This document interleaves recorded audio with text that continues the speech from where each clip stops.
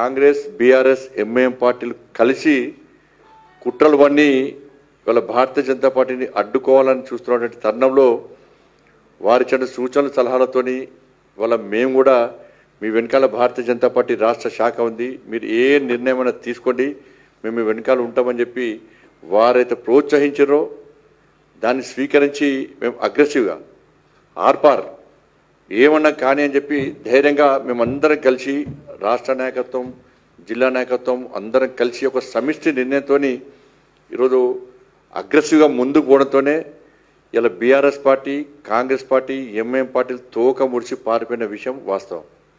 ఇలా BRS party బరిదగించి Congress పార్టీతో కుమ్మక్కవడం, రాష్ట్ర ముఖ్యమంత్రి స్థాయి వ్యక్తి కూడా ఇవాళ కుట్రలు కుతంత్రాలతో బీఆర్ఎస్ పార్టీతో కుమ్మక్కై బీఆర్ఎస్ పార్టీ నాయకులతో మంతనాలు జరిపి బ్లాంక్ చెక్లు ఇచ్చి ఎన్ని కోట్లంటే అన్ని కోట్లు కియా కార్లు ఆఫర్లు ఇచ్చి మేయర్ వాళ్లకు డిప్యూటీ మేయర్ వీళ్ళకని చెప్పి ఒప్పందాలు కుదుర్చుకున్న సందర్భంలో బీఆర్ఎస్ పార్టీ అగ్రనాయకత్వం చెంప చెల్లుమనే విధంగా బీఆర్ఎస్ పార్టీ కార్పొరేటర్లు స్వతహా నిర్ణయించుకున్నారు. బీఆర్ఎస్ పార్టీ అగ్రనాయకత్వం బీఆర్ఎస్ పార్టీ మీటింగ్లో మనం కాంగ్రెస్తో కలిసిపోతున్నాం, ఇది హైకమాండ్ నిర్ణయం, మీరందరూ కాంగ్రెస్ పార్టీకి ఓటే అని చెప్పి బీఆర్ఎస్ పార్టీ నాయకులు బీఆర్ఎస్ పార్టీ కార్పొరేటర్లకు చెప్తున్న సందర్భంలో బీఆర్ఎస్ పార్టీ కార్పొరేటర్లు దాన్ని తిరస్కరించి మాకు భారతీయ జనతా పార్టీ ముఖ్యము, ప్రజలు భారతీయ జనతా పార్టీని ఆశీర్వదించారు, ప్రజాస్వామ్యంలో అటువంటి పార్టీని మనం ప్రోత్సహించాలి, ప్రజా తీర్పును వ్యతిరేకించే పరిస్థితి లేదు,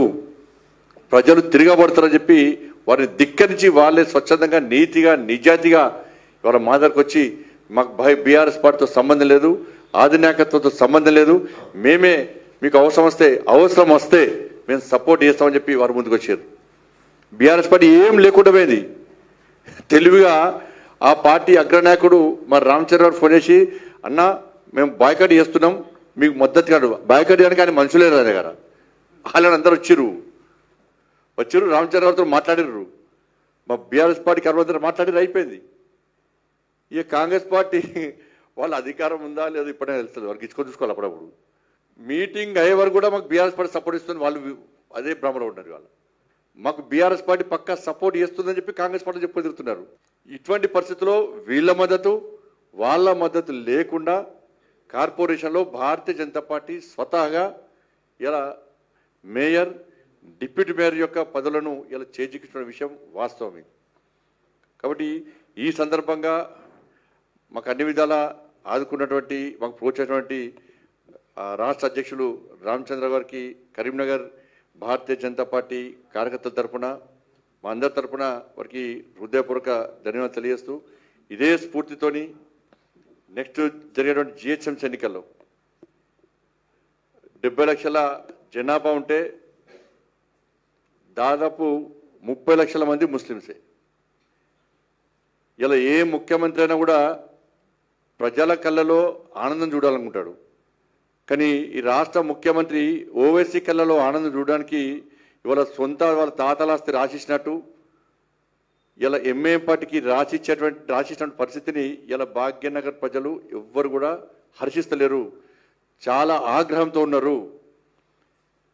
ప్రజాభిప్రాయం లేదు, అఖిలపక్ష సమావేశం లేదు, స్థానిక ఎంపీ ఎమ్మెల్యేలకు అభిప్రాయం లేదు, ఏకపక్ష నిర్ణయంతో దారుస్థలం నుంచి వచ్చిన ఆదేశాలను పాటించి ఇవాళ 3 ముక్కలు చేయడం అవుతుందో దీనంతా సిగ్గులేని వ్యవహారం ఇంకోటి ఉండదు.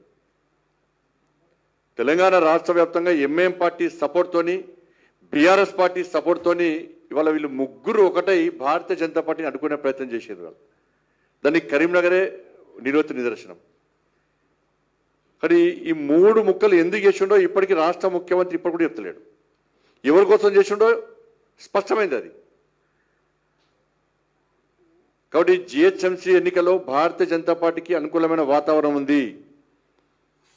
పోయినసారి మేము పొరపాటు చేసినాం, ఈసారి ఎట్టి బస్సులో రామచంద్ర గారి నేతృత్వంలో జరిగిన ఎన్నికల్లో తప్పకుండా ఈ భాగ్యనగర్ గడ్డ మీద జిహెచ్ఎంసీ మీద కాశాప్ గంట ఎగిరేస్తామని చెప్పి ఒక లక్ష్యంతో ఒక ఆలోచనతో భాగ్యనగర్ ప్రజలందరూ ఓటు బ్యాంక్గా మారారు. కాబట్టి దానికి భయపడే ఓట్లను చీల్చడానికి హిందూ సమాజాన్ని చీల్చడానికి ఈరోజు ఇలా రేవంత్ రెడ్డి సర్కార్ ఏదైనా కుట్రలు పడిందో ఇలా ప్రజలు గమనించాల్సిన అవసరం ఉంది. ఇలా 1.5 కోటి జనాభా ఉంది ముంబై, 40,000 కోట్ల బడ్జెట్, దాన్ని విభజించలే. 2 కోట్ల జనాభా ఉంది ఢిల్లీ, 16,000 కోట్ల బడ్జెట్, దాన్ని చీల్చలే, విభజించలే. ఇలా చెన్నైకి సంబంధించి కూడా 80 లక్షల జనాభా ఉంది, 10,000 కోట్ల బడ్జెట్ ఉన్నది, దాన్ని చీల్చలే, విభజించలే. ఇలా 2012లో షీలా దీక్షిత్ ఉన్నప్పుడు ఢిల్లీని 3 భాగాలుగా 3 కార్పొరేట్ చీల్చి విభజిస్తే 2022లో తిరిగి భారతీయ జనతా పార్టీ అన్ని విలీనం చేసింది. ఇక్కడ 1 కోటి మందికి దాదాపు సేవ చేస్తూ 8,000 కోట్ల బడ్జెట్ ఉన్నటువంటి భాగ్యనగరాన్ని చీల్చడానికి కారణం ఏందో రాష్ట్ర ముఖ్యమంత్రి చెప్పాలి. ఇలా ఇప్పుడు చూసిన మొద్దు శ్రీను ఏదైతే భావకళలో ఆనందం చూడడానికి చేసినట్టు ఇప్పుడు అందరూ భాగ్యనగర ప్రజలు అందరూ కూడా రేవంత్ రెడ్డి ముఖంలో మొద్దు శ్రీను చూసుకుంటున్నారు. ఇంత నిస్సిగ్గుగా ఇలా కాంగ్రెస్ పార్టీ ప్రభుత్వం ఒక వర్గాన్ని కొమ్ముగేయడం, ఒక పార్టీ చేతిలో కీలుబొమ్మగా మారి అధికారాన్ని ఏ విధంగా చేజిక్కించుకోవాలి, అధికారాన్ని ఏ విధంగా కాపాడాలని చెప్పి అలా ఆలోచించేటువంటి పరిస్థితిలో ఉందంటే ఇలా ప్రజాస్వామ్యం ఏ విధంగా నిలబడుతుందో ఒక్కసారి భాగ్యనగర ప్రజలు ఆలోచించాలి. అడుగుతారు, పక్క అడుగుతారు. నేను చెప్తున్నా, ఈ సందర్భంగా చెప్తున్నాం, మేము ఎట్టి పరిస్థితిలో తెలంగాణ రాష్ట్రంలోని ప్రతి భారతీయ జనతా పార్టీ కార్యకర్త ఇవాళ భాగ్యనగర్లో రామచంద్ర గారి నేతృత్వంలో గల్లీ గల్లీ తిరిగి ఇలా ప్రజల్లో కూడా చైతన్యం కలిగిస్తాం. చెప్పాలి కాంగ్రెస్ పార్టీ ఇలా భాగ్యనగర్ ప్రజలు ప్రశ్నించాలి. 2,500 రూపాయలు ఎంతమంది మహిళలకు ఇచ్చినవి ఇవాళ భాగ్యనగర్లో, 4,000 రూపాయలు ఎంతమంది తాతమ్మలకి ఇచ్చినావు, అమ్మమ్మలకి ఇచ్చినావు, ఇవాళ ఎంతమందికి తులం బంగారం ఇచ్చినావు, ఎంతమందికి స్కూటీలు ఇచ్చినావు, ఎంతమందికి ఉద్యోగాలు ఇచ్చినావు. 2 సంవత్సరాల్లో కనీసం భాగ్యనగర్లో ఈ జిహెచ్ఎంసీ పరిధిలో కానీ చుట్టుపక్కల జిల్లాలో ఒక్క తట్ట మొరమోసిన దాఖలాలు. ఇవాళ తెలంగాణకు రాజధాని, తెలంగాణ రైజింగ్ అని చెప్పి గ్లోబల్ సమ్మిట్ పెట్టినావు. 5,70,000 కోట్ల రూపాయలు పెట్టుబడులు వచ్చినాయి. ఎక్కడున్నాయి అవి? 5,70,000 కోట్ల పెట్టుబడులు ఎక్కడున్నాయి? ఒక్క యూనిట్ అన్న ప్రారంభించినవా? ఒక్కరికైనా ఉద్యోగం ఇచ్చినవా? కనీసం దాని ద్వారా అందాల పూట్ల ఖర్చు పెట్టే పైసలు కూడా రాలే. దావోస్ 2 సార్లు పోతివి, 2,18,000 కోట్లు వాళ్ళ పెట్టుబడులు వచ్చినట్టు ఏడమైనా అవన్నీ ఏమి? ఇవన్నీ ఎంతమందికి ఉద్యోగాలు ఇచ్చినావు, ఎన్ని పెట్టుబడులు వచ్చినావు, ఎన్ని యూనిట్లు ప్రారంభించినావు? ఇవాళ ఢిల్లీకి మూటలపై చెప్పి ఇలా కాంగ్రెస్ పార్టీ తెలంగాణ రాష్ట్రంలో సంపాదించిన పెట్టుబడులన్నీ కూడా ఇలా ఏఐసిసి భవన్లోకి పెట్టి ఈ దేశంలో కాంగ్రెస్ పార్టీని పెంచి పోషించడానికి తెలంగాణ రాష్ట్రం యొక్క ఆదాయాన్ని పెట్టుబడిగా పెడుతున్నారు కాంగ్రెస్ పార్టీ. టీపీసీసీ కాదది, టీ4సి Telangana corruption collection commission Congress, Telangana collection corruption commission Congress, టీ4సి. ఇలా అందుకే ఎట్టి పరిస్థితుల్లో ఈ జిహెచ్ఎంసీ ఎన్నికల్లో అందరం కలిసి ఇలా కాంగ్రెస్ పార్టీ మెడల్ వంశం ఎట్టి పరిస్థితుల్లో రామచంద్ర గారి నేతృత్వంలో ఆల్రెడీ వారు ఇవాళ కూర్చున్నారు, వారు ప్లాన్ చేశారు. వారిచ్చే ప్లాన్ను అందరం కలిసి దాన్ని అమలు చేసే ప్రయత్నం చేస్తాం. ఈ భాగ్యనగర్లో ఏం చేసినా నువ్వు 3 ముక్కలు చేస్తావా, 4 ముక్కలు చేస్తావా, నీ కాంగ్రెస్ పార్టీని ఎటు కాకుండా మూసీ నదిలో ఆ ట్యాంక్ బండ్లో ఇలా భాగ్యనగర్ ప్రజలు పడేయడం ఖాయం. నీకు దిమ్మ తిరిగే విధంగా ఇవాళ భాగ్యనగర్ ప్రజలు సమాధానం చెప్పబోతున్నారు. నేను భాగ్యనగర్ ప్రజలకు అప్పీల్ చేస్తున్నా, కాంగ్రెస్ పార్టీ వాళ్ళు వస్తే ప్రశ్నించండి. ఏం చేశారు భాగ్యనగర్కి? వాళ్ళు చేసేది కేంద్ర ప్రభుత్వాన్ని విమర్శించడం తప్ప కేంద్ర ప్రభుత్వం ఇచ్చే నిధులను దారి మళ్లించి కేంద్రం చేస్తున్న అభివృద్ధి విషయంలో వాళ్ళ ఫోటోలు పెట్టుకొని కేంద్రం ఏం చేయలేదని చెప్పి ఒక తప్పుడు ప్రచారం చేయడం తప్ప కాంగ్రెస్ పార్టీ 2 సంవత్సరాలు ఏం చేసిందో మీ ఇంటి ముందరకు వచ్చే కాంగ్రెస్ పార్టీ నాయకులు ప్రశ్నించండి. ఇప్పుడు ప్రశ్నించకుంటే ఇలా భాగ్యనగర్ ప్రజల భవిష్యత్తు అంధకారం అవుతుంది, మన బతుకులు సర్వనాశనం అవుతాయి. కాంగ్రెస్ పార్టీ ఇవాళ మోసపూరితమైన పార్టీ.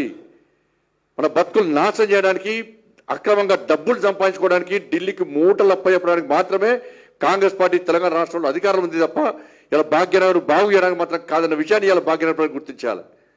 అడగండి, పక్క అడగండి, ప్రతి ఇంటికి వచ్చే కాంగ్రెస్ పార్టీ అడగండి. టీఆర్ఎస్ పార్టీ 11 సంవత్సరాలు ఏం చేసాడు? కాంగ్రెస్ పార్టీ 2 సంవత్సరాలు ఇచ్చిన హామీలు గ్యారంటీ ఏడవైనాయి. ఇంత రామచంద్ర గారు చెప్పాడు, రిటైర్మెంట్ అనేటువంటి 60-65 సంవత్సరాలు దాటిన వాళ్ళు హైదరాబాద్కి వచ్చి మేం దాచుకున్న పైసలు మాకు ఏంటి సార్, మాకు అప్పులు లేదు సార్, మా కొడుకు బిడ్డలు పెళ్లి చేయాలి, వ్యాపారాలు చేసుకోవాలి, అప్పులు కట్టాలి, ఇల్లు కట్టుకోవాలని చెప్పి దండం పెట్టి కాలు మొక్కి అడగడానికి హైదరాబాద్కి వస్తే వాళ్ళని లాఠీచార్జ్ చేసి వాళ్ళని గురవర గుంజుకపోయి వ్యాన్ లెక్కించి అరెస్ట్ చేయడానికి సిగ్గులేదు అని అడుగుతుంది రాష్ట్ర ప్రభుత్వానికి.